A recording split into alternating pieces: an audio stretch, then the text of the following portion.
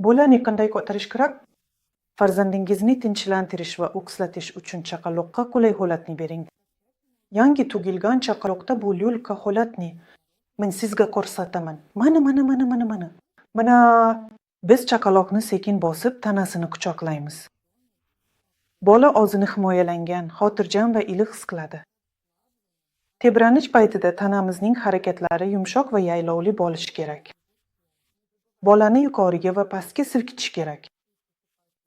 Bolani silkitmaslik uchun ehtiyot bo'ling. Bu yoqimsiz va hatto teskari ta'sirga olib kelishi mumkin. Shu bilan birga, siz sokin tovushlarni chiqarishingiz mumkin. Shivirlash, chuqur nafas olish.